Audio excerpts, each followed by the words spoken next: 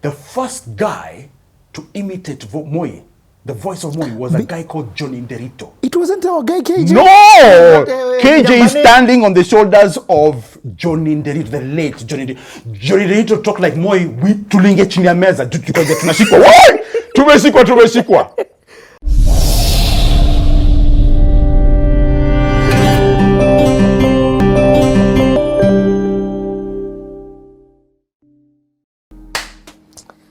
This is one of those CTs that I don't want to end. Yeah, it is so good. History. It is so good. We're here, we're learning about history, we're learning about life. Yeah. We're learning about the media and entertainment history. I mean, the entertainment industry of Kenya from such a foundational beginning.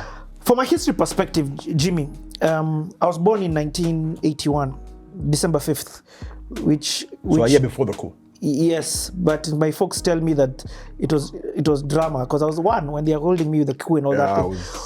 From you, who was about 12 or older at that time, what changes do you begin to notice happen that you can say before the coup, after the coup? Yeah. So one thing is security became different. You couldn't speak freely. Everything's silent, so you couldn't speak freely about the president. You had talking about Moi, Ndani.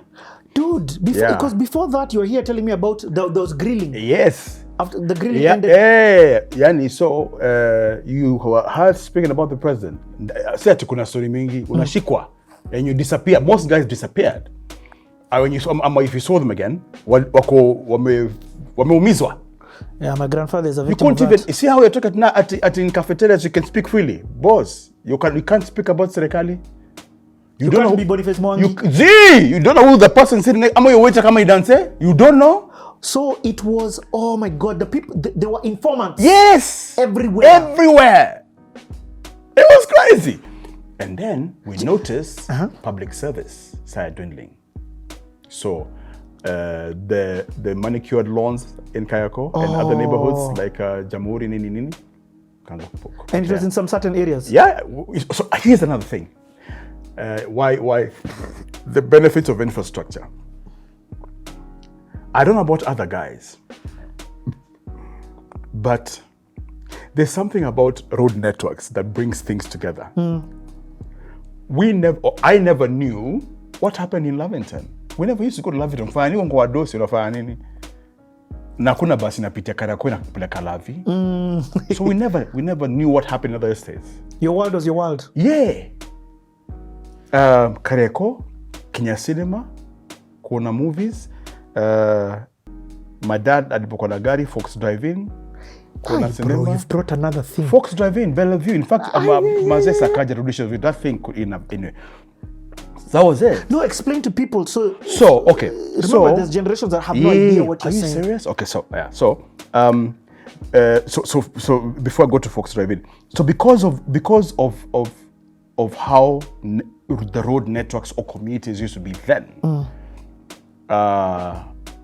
you couldn't just go to some certain places. Like for example, I was in school with people who were not in. I think my classmates. I can't remember anyone who used to live in Lavington. Golf course, yes. I met my brother-in-law there who were, from San Juan. Used to live in Golf Course. Before that, they used to live in Isili. Gumo, there you are. Okay? Miss Kujomlo kwa ikalavi. So na live for nini? Nona. And then vice versa. So the guys from I gather St. Mary's na nini pia wanakuja mtani kufanya nini? You know what I mean? It's true. But kuna a few here and there, but now was Wayakiwe. You know the way they say. But now, Maze, let me tell you, to an extent where, I was talking to a friend of mine who works for the Met department. And I'm like, kwani weather will change? Because there are times kunanyesha Lang'ata. Mazo kifika tu hapo tu Mbagathi, hakuna mvua. What he told me, so that's how the weather has been. It's just that back in the day, you guys never used to move around. Whoa. True. So it's like Imara Daima, for example. Oh my like God. That place.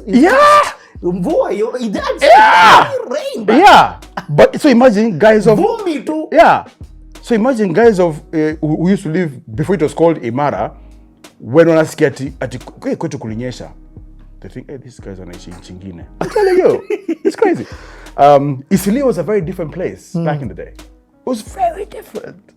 And then Fox Drive-In. So the theater is still there. I don't. Is Kenya Cinema still there? It's called different. Like, different I don't even know. So I'm allergic to the CBD.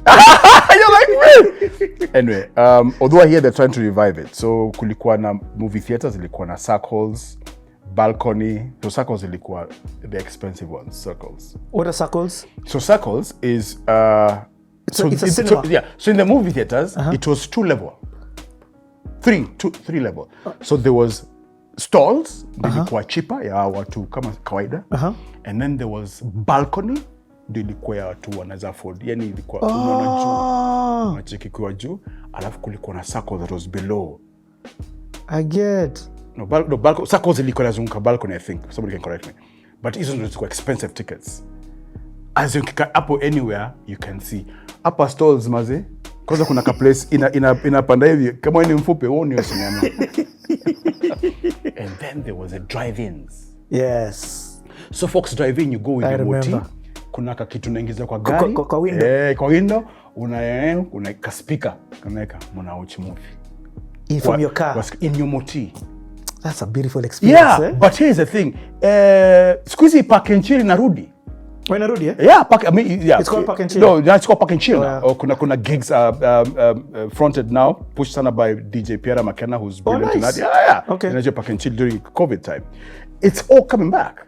So squeezy watu wanapark na kuchill, kushikisha nini. Hizo vitu zinazikuje.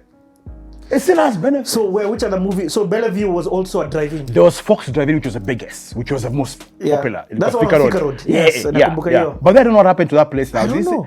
Land grabbing. Yeah, there was Fox Drive-In, there was Bellevue up on South Sea. Bellevue, the infrastructure is still there. Yeah, Mavuno. Yeah, after the Mavuno Church wako. Kulikuwa na it's still there. Toyota bought a bit of that land. Yeah. But the actual infrastructure, the screen is still there. Yeah. So Bellevue, Fox Drive-In, kulikuwa na ingine kunaitwaje? Kulikuwa na ingine, hazikuwa mbili. Ingia comments, tuambie. Yeah, kama kuna zingine mtuambie. Fox Drive-In, Bellevue, I remember. Kulikuwa na ingine, ndakwambia. But cinema theaters kulikuwa mingi. Shan Cinema, which is now apparently a church. Hapa Pangani kulikuwa na kunaitwa Century. No. Odeon. Odeon ilikuwa pale Koinange Street. Not Koinange, Tomboya Street. Hapo. Odeon was a cinema. Kama tu ni. So Odeon ilikuwa ni movie theater ya mtaa yetu.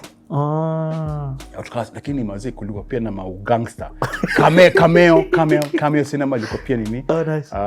But now the movies would come first on Kenya Cinema, 20th Century and Nairobi Cinema. And then zinatupa hizi Odeon na ile pale Grogan kwa kitwaje ya makumfu. Inaitwaje? Kulikuwa na moja makumfu hapo hivyo. Unaona Grogan. Ukitoka hiyo roundabout, River Road roundabout, uende juu hivi nikaenda tao. Hapo on your left kwa hiyo petrol station kulikuwa na cinema hapo. No, Sarakasi Dome. Si Sarakasi. Sarakasi Dome ni Shan Cinema wewe. Gara. As I told you, bro. Kuna moja, if anyone, kama kuna mtu akawaijango najua, ilikuwa tino nishatuma karate, Bruce Lee, hiyo. Makwai Chankate, huko. Hapo Grogan, opposite. Ingia comment, man. Pale, where before, do you know where Nakumat came from? Nakuru Mattress. Yes. There was a shop called Nakuru Mattresses. Hapo kwa Nakuru Mattresses kuna cinema theater inaitwaje? Nakuru Mattresses. Ilikuwa ni duka ya mattresses. Yes. Sasa ni Nakuma. And then even Naivas ilitoka hapo. Is it Naivas or Tuskys? Tuskys pale. Hiyo bus stop iko ni Tusker. Okay. Jimmy, tutalala hapa. So, but the biggest thing that you're saying that the coup changed was... It changed services. It changed people's attitude towards each other. It changed people's trust. It heightened it stigmatized tribes. So we forgot the benefits of our diverse culture and became enemies of ourselves. So you don't trust. We started fighting internally. it became heightened from the Moi era, and more specifically after the coup. Because Moi became the president in 78 to 78, from 78 to 81. Alikuwa mtu what? What do you mean 81, bro? 2000 and something. No, I'm saying 78 to 81 alikuwa mtu mpoa. Coup happened in 82. Yes. Moi became a different person. So because the coup was an attempt to take out... Okay, let me see if I can minimize this. Okay. I won't say much. Okay. So, kulikuwa na majamaa walikuwa wanataka kuwa preso. So back then there was a law that says President Akidedi, the VP, becomes the president for 90 days. Kuna chali fulani hapa kasema pana history tuna change. It is a fact that the Mount Kenya guys, it's there, it's public information. Walikuwa wataki Moi kwa preso. So some other team of guys said hapana, huyu ndio mtu tunataka because atakuwa easier kuchomoa baadaye. It's in the archives. And so they changed that law and Moi became the president. Not for 90 days, but so because it was supposed to be 90 days and then an election. And remember, the election is one party election. It is not, there's no multi-party. Sasa hiyo ikachangiwa. So kulikuwa na kampango, mutaginjao kama ni korong nikumbushe. Kulikuwa na kampango 82 Moi achomolewe vibaya on a certain date, not August 1st where the coup was. Then kuna watu wengine wakajua hii plan. Wakasema hapana hii plan ikikuja sisi tutafinyiliwa mbaya. Tuingie before tushikilie. So wakadecide kuja earlier, kufanya yao mapema. Hence August 1st. And went completely wrong. The coup didn't last even 6 hours. Asubuhi 6:30, by saa 8 Air Force walikuwa shaanza kuonyeshwa WhatsApp. And in fact, on CT I've interviewed Captain Chris CB. Chris Karaoke. Yes. Yeah, and he was a fighter. You see, Chris? He was one of the guys who was flying. So he also narrates the crew from the perspective of the Air Force. Yes. Because he was in the Air Force in Nyanyuki. Yeah. So check out. I'll check that one. But we have information normal. But a lot of but that's what happened. But it was a pivotal turning point in the political atmosphere of the country. Yes. So Moi didn't trust many. And because of rightfully that, so. Yeah. So he spread his tentacles and made certain offices very powerful. DOs, chiefs became more powerful than a minister. These are your versions of governors and MCAs. Yes. So the chief saini kama nini, chief bado wako I think. Imagine chief is raw, huko chini Chief Moi akimetu nataka kujua tu what's happening. Tosha. Wao patikana but then hivyo tu unajua Moi tu anatusumbua. Hivyo sasa atumejam yani lakini Moi anatusukuma sana. Hiyo chief asikie tapigia Moi. Moi had a chief could call Moi directly and vice versa. Ambe tu mzee nilikuwa mahali fulani na ule minister anaitwa Esther anasema wewe ni mtu mbaya. Kwisha. Man, it must have then even made the people paranoid against each other. Oh, you said it.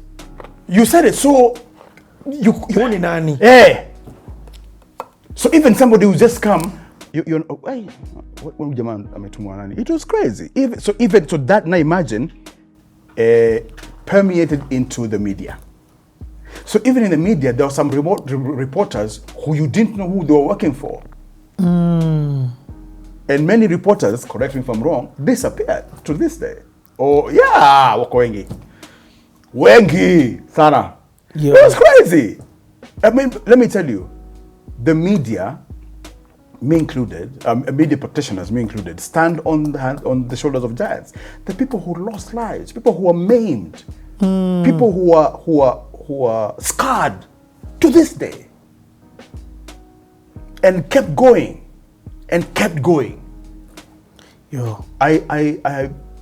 one of my mentors in media is Mutegi Njau. Mutegi Njau and I used to do, or created, me, Mutegi Njau, and a friend of ours called Kobe Kihara, created Power Breakfast under the direction of Washira Aroro of Power Media. Yes. Washira told us, me, I want a breakfast show, and I want it to be the talk of town. I want it to be like this, so he gave us that job. Jimmy, you created this thing. Yeah. Go on. And so Mutegi, and I think Washira is the one who said, I'm going to put Mutegi in the team, but you and Kobe, you put this together. You need any help here? Washira, let me tell you, I am a student of Washira Aroro in terms of television content and how you read the market, the mood of the people. The things Washira told me to do, at first I thought, you must be crazy. When I did them, anyway, so Mutegi Njau was one of those guys. Mutegi Njau went through hell as a journalist, but he kept on. It's like, if I don't talk about it, who will? At some point I used to ask him, Mutegi, what if you lost your life? He's like, then I lose my life. It was crazy, and there are many like Mutegi Njau. Bedan Mbugua. Yes. Bedan Mbugua alikuwa anashikwa, anafungwa, anatolewa, anarudia hapa, anarudia. Same story. Hii serikali inafaa hii, anashikwa, anafungwa, anarudi tena. Hii serikali inafaa itole. Bedan Mbugua. Oh my giants. If guys don't know who that is, I'm going to interview his son. Kanji Mbugwa's. Kanji's dad, yes. Also another mentor. I see him often. I don't see him often, but every time I see Bedan, it's like going back to school. You know what I mean? Kuna watu walipitia through vitu mob sana. So you're champions of the media. Man, Jimmy, thank you so much for even me. You're educating me on other levels. So this is now when media, beyond just the media activism begins. Yes. Let me tell you, even in theater, the National Theater, or theater in general. So, am I jumping? Okay, sorry. I hope I'm not jumping. So anyway, jump to come on. It's okay. Just say it. There was a guy. So okay. So and we can go back and forth. So at some point in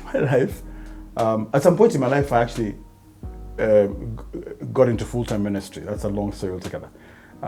Fasted for 31 days, and what I wanted to be a street preacher. God had different plans for me, and so I got into theater.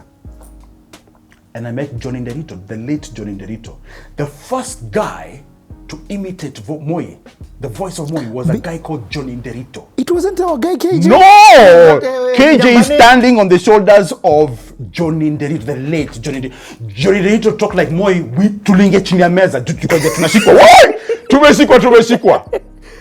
No. And I thought it was Moi. I'm like, oh, this guy is here. We take it, Johnny Nderito, the late. So Johnny Nderito, Mado, Ebu correct me if I'm wrong. Johnny Nderito is the one who brought Mado to life. Mado, if I'm wrong, please correct me. Caricature. Yes. Or maybe I should say the first person that that Mado used to draw was Johnny Nderito's stuff.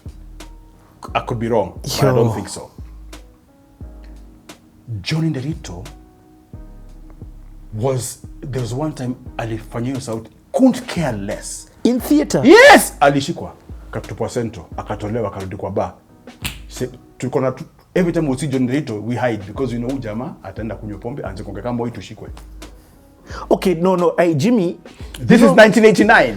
It's 1989. KJ was later. Okay, no, first, there's a lot you're saying and I want to unpack it slowly because if it's gongaring me like this, I don't want the audience to miss out.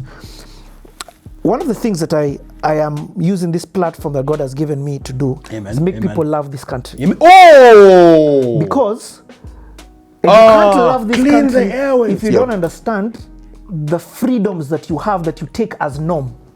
So now you're telling me that a guy in 1989, which is a couple of years ago, 2-3 years before Calligraph was born. Yes.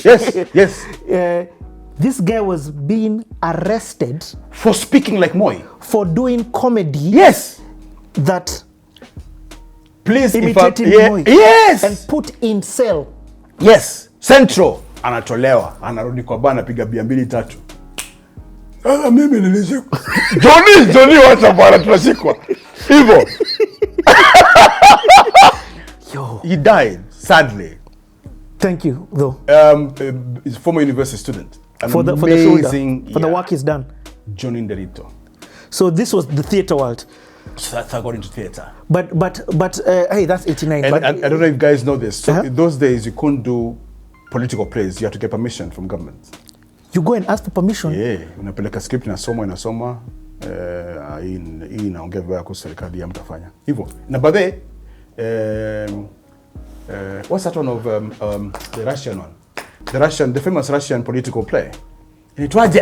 Come on, and I did it. Inaitwaje play? Yeah, hii hata kama mnaongea hapa Kirasha, hii ni ati imetoka Russia. Government inspector. Yeah. We the first thing we wanted to do it. We couldn't do it.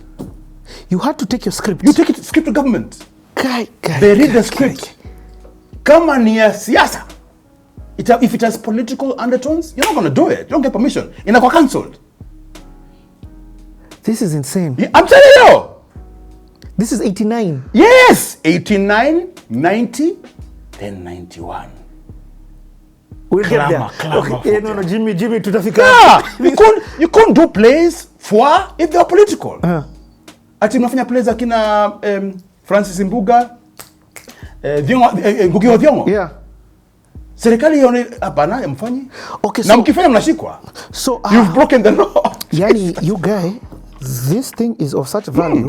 So does the coup bring about a mass exodus of talent? Yeah. The Moi. Yes. Okay, so obviously people now had to flee. The ones who were being targeted. I guess that's why Ngugi went out of the country. But even you don't have freedom to express yourself. No, how, bro? To do it? How? And why am I coming back? Yeah, and maybe because I never got it. My brother, Kimani, used to be in the theater. We used to watch theater on KBC. Also had what was it called? It had a name. Theater on VOK. But none of them were political. You can't. So I remember the first time I ever went to the National Theatre, ilikuwa sasa mimi nikiwa. So kuna mambo ilifanyika. So it was almost invisible. I'm sure the guys used to go and watch. I don't know what was being shown, but nothing. I would imagine. I don't know. Yep. Okay. Hey, Jimmy, this is. And then don't forget kuna Phoenix Players, which was predominantly a Mzungu theatre. Yes. It's obvious. I mean, so those KNT, so Kenya National Theatre was also so Kenya National Theatre was at the behest of Norfolk Hotel. Yes. But kulikuwa na next to KBC. Steve Mwenesi. You know Steve Mwenesi? No. Steve Mwenesi is a lawyer. I don't know if he's still a lawyer. Mwenesi Musali. I know Mwenesi. Musali's dad. Yeah. Mwenesi. Yeah. Mwenesi. Budake. Oh my! Actor monoma sana. You know, this world is a. Alifanya play. He's the one who did Othello.